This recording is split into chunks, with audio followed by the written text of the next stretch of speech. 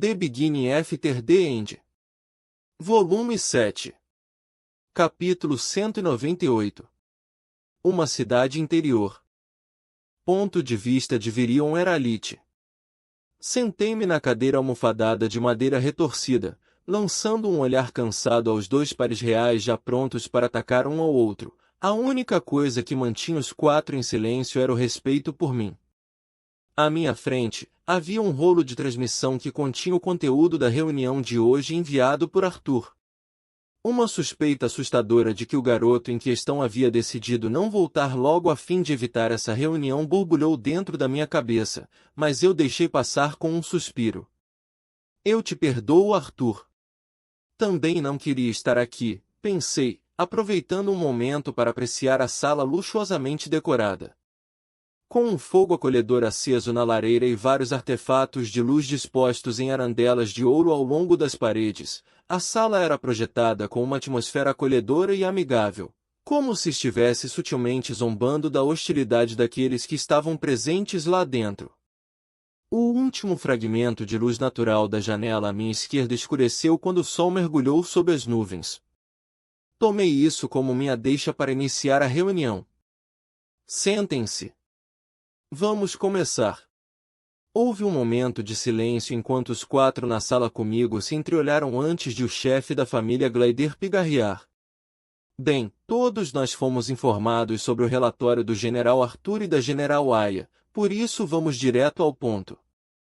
Acredito que devemos manter nossas forças como estão e enviar reforços para a floresta de Elshire, conforme necessário. Disse Blaine. Apesar das bochechas afundadas e do estado não barbeado que cobria a metade inferior do rosto com a mesma cor carmesim do cabelo do rei humano, ele falou resolutamente. Permaneci em silêncio e neutro, como era meu trabalho até que todos os lados, que neste caso, dois, explicassem seus argumentos. Vereador Blaine. O envio de reforços conforme a necessidade para a fronteira entre as clareiras da Fera e a floresta Elshire sugere que você não vê o território élfico digno de defesa. Merial entoou friamente. Anos fazendo parte do conselho haviam transformado minha nora outrora animada em uma diplomata fria e afiada. Oh, não distorça minhas palavras, vereadora Merial. Blaine rebateu.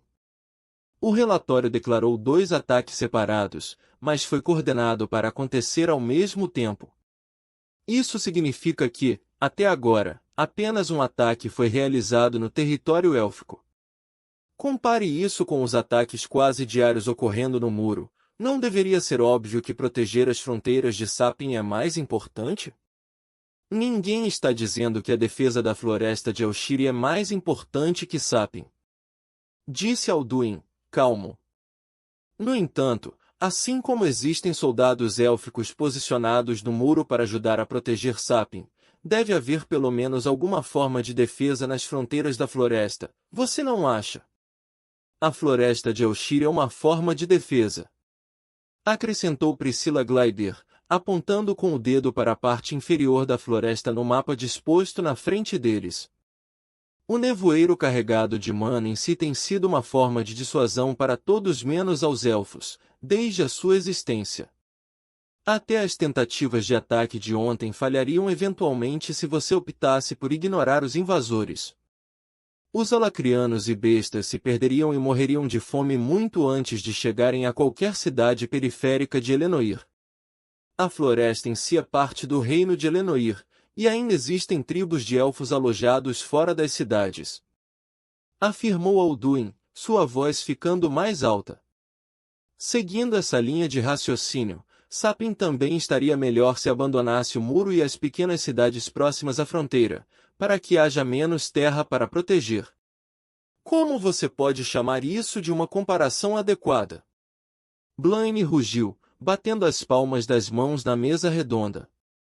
O caminho mais fácil para as principais cidades de Elenoir é passando pela cordilheira norte das grandes montanhas, a partir de Sapien.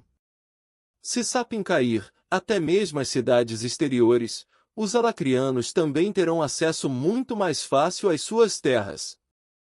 Cuidado com o seu tom, vereador, retrucou Merial, seus brilhantes olhos azuis ficando escuros. Você age como se os elfos estivessem em dívida com você mesmo, tendo enviado muitos magos para ajudar suas tropas a afastar os alacrianos de suas águas. Se apenas um quarto desses soldados estivesse posicionado para proteger as fronteiras da floresta, nem precisaríamos dessa reunião. A ex-rainha humana falou, sua voz arrepiante acalmando a discussão acalorada. A verdade permanece como é. Embora você possa dizer que a floresta de Elshiri faz parte do seu reino, nenhuma cidade ou mesmo vilarejo está em batalha.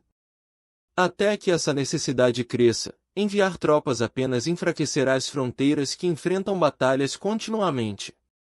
Alduin esfregou a ponta do nariz, fechando os olhos.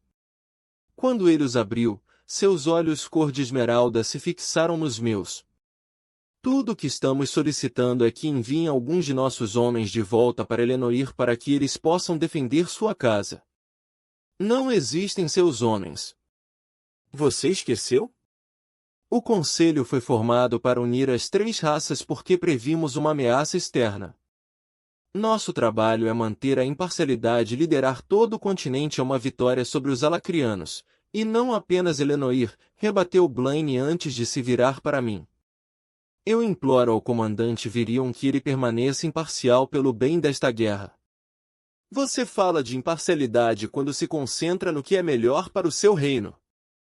Alduin argumentou, a ponta das orelhas ficando vermelha. E se o objetivo do conselho era unir as três raças, e ainda assim uma das três raças nem está presente, isso não acaba como todo o propósito. Chega! Os presentes na sala sentiram a pressão palpável que eu joguei no local. Até Priscila, com o coração à beira de virar prata, empalideceu enquanto lutava. Ouvi os dois lados, e antes que vocês se degradem argumentando como crianças mimadas, irei me inserir na discussão. Blaine e Alduin coraram de raiva e vergonha, mas permaneceram em silêncio. Eu lancei um olhar afiado para todos dentro antes de falar novamente. Com base no número de ataques, Sapin continua sendo uma prioridade para os alacrianos.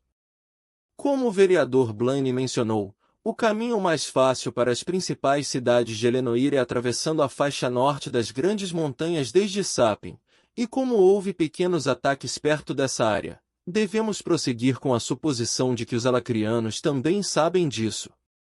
Nós enviaremos mais tropas para solidificar a defesa dessa área. Isso ainda não. Outro pulso de mana fez com que a mandíbula de Alduin se fechasse. Quanto à defesa das fronteiras do sul de Elenoir, teremos várias unidades da divisão Trailblazer posicionadas para fazer expedições apenas nas masmorras próximas, para que possam ressurgir e atuar como suporte adicional em caso de mais ataques na floresta. A sala permaneceu tensa, mas todos pareciam satisfeitos, pelo menos um pouco. Bom. Eu assenti. Agora quanto ao problema maior. Nossa aliança com os anões permaneceu neutra na melhor das hipóteses e hostil para o restante. Mesmo com a formação do conselho, os representantes dos anões sempre tiveram sua própria agenda e prioridades, mas espero que isso mude em breve. Virei minha cabeça em direção à única porta, e todos seguiram. Depois de um momento de silêncio, limpei minha garganta. Você pode entrar agora. Oh, droga, eu perdi minha deixa. Uma voz rouca soou do outro lado da sala. Eu podia sentir um sorriso se formando nos meus lábios. A maçaneta ornamentada tremeu bruscamente diante de um anão musculoso, com uma barba branca grossa e um roupão decorado que parecia ser de alguns tamanhos menores. Com um sorriso infantil, sentou-se na cadeira vazia mais próxima dele antes de se apresentar. Bundemo Glonuid. Prazer em conhecê-los. Ponto de vista de Arthur Levin. Descendo os lances intermináveis de escadas de pedra, fiquei fascinado pela agitação da atividade à nossa volta.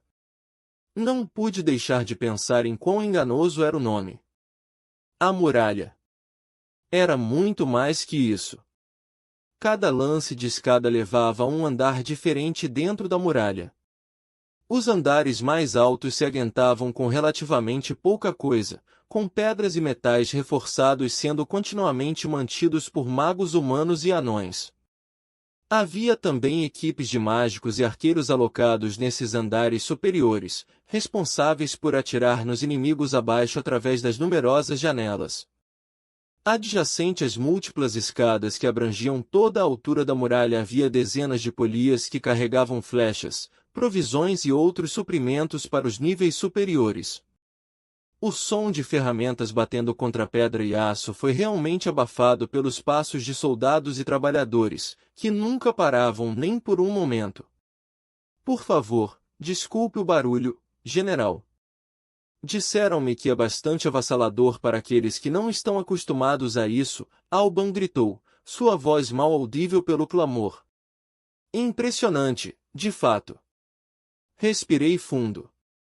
Lamento demorar tanto para realmente visitar o muro. É incrível. Embora eu queira receber o crédito, sou bastante novo aqui. O capitão sênior que eu, junto com alguns outros como minha pessoa, reporto é o único responsável por todo o sistema e estrutura deste local. Explicou, acenando para alguns trabalhadores que o saudavam. Continuamos descendo as escadas até chegarmos a um portão acompanhado por 2 soldados em guarda. Os andares daqui em diante também são acessíveis para os civis.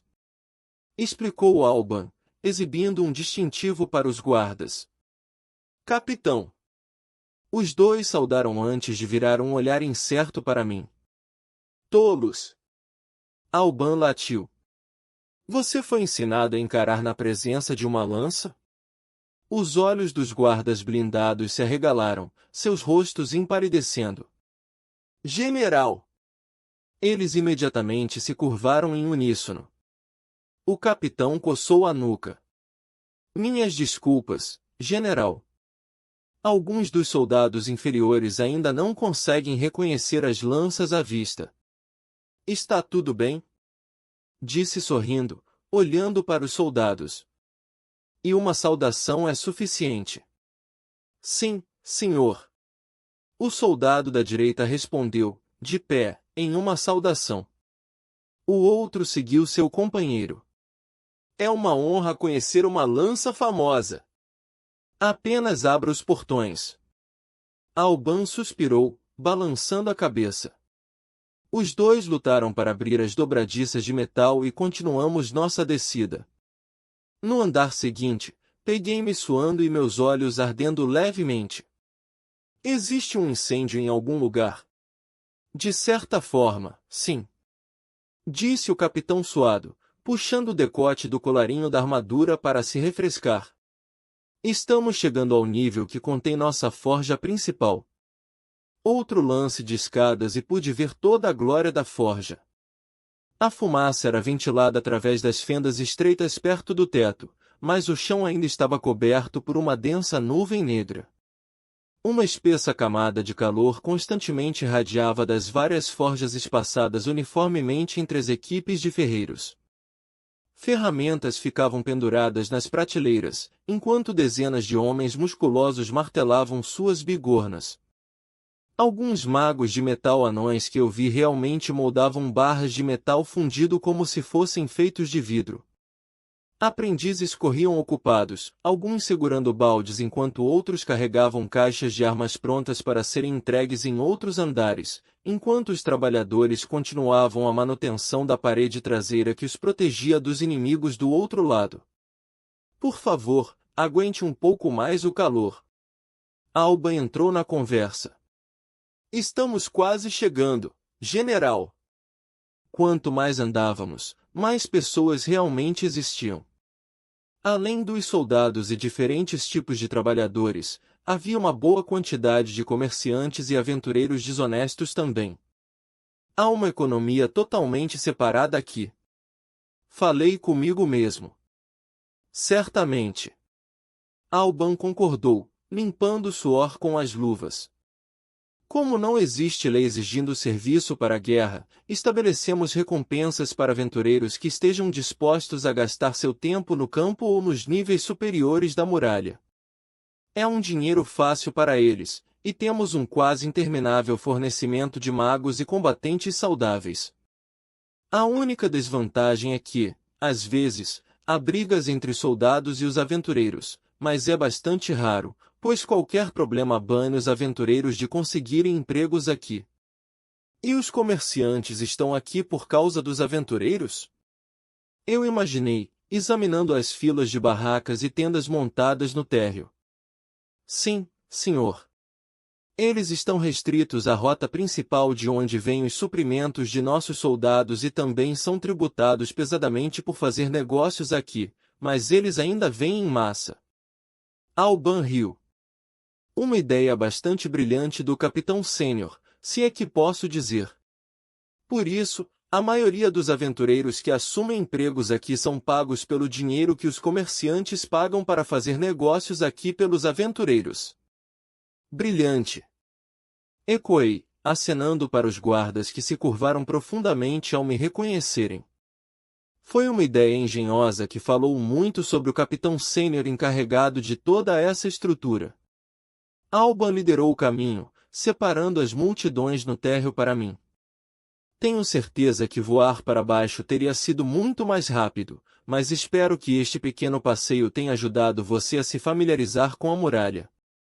Eu me sinto agradecido, Capitão Alban. O capitão sorriu, os pés de galinha se aprofundando. Caminhamos por mais alguns minutos até chegarmos a uma área mais tranquila. Um pavilhão de lona incomumente grande se destacava contra a montanha com vários magos vigiando. Alban apontou para a luxuosa tenda branca. Esta é a sala que os capitães e líderes usam para realizar reuniões. Você veio em um bom momento, pois há uma reunião acontecendo agora. Eu estava prestes a descer pouco antes de você chegar. Estou feliz que tudo deu certo. Respondi. Engraçado como as coisas funcionam dessa maneira. Ele riu, mostrando seu distintivo mais uma vez para os guardas. O capitão sênior Trodius, junto com outros capitães e vários líderes estão lá dentro. Trodius? Eu pensei, reconhecendo vagamente o nome de algum lugar. Os guardas abriram a barraca e entrei atrás de Alban. Dentro havia uma grande mesa redonda com um mapa detalhado do que parecia a clareira das bestas. No mapa havia várias figuras de madeira com formas diferentes para indicar várias posições das masmorras e tropas. Havia 7 pessoas sentadas ao redor da mesa, todas com armaduras surradas e roupas desgrenhadas, atualmente em discussão. No outro extremo da mesa circular estava um homem que eu só conseguia descrever como a imagem perfeita de um cavalheiro tradicional. Bonito, com cabelos pretos brilhantes meticulosamente cortados, vestido com um terno impecável de estilo militar que parecia ter sido feito nesta exata manhã. Os olhos dele eram afiados e realçavam sua íris brilhando com um leve tom de vermelho. O homem parou no meio da frase ao perceber nossa chegada e se levantou. Ele abaixou a cabeça depois de olhar diretamente para mim. General Arthur Levin. O resto se levantou e curvou-se também ao ouvir meu título. O capitão Alban saudou o homem que acabará de me cumprimentar. Minhas desculpas por estar atrasado. Dada a natureza da tarefa, isso não tem importância.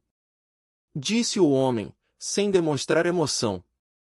Por favor, sente-se e me permita me apresentar. Sou Trodius Flamesvort, capitão sênior encarregado do muro.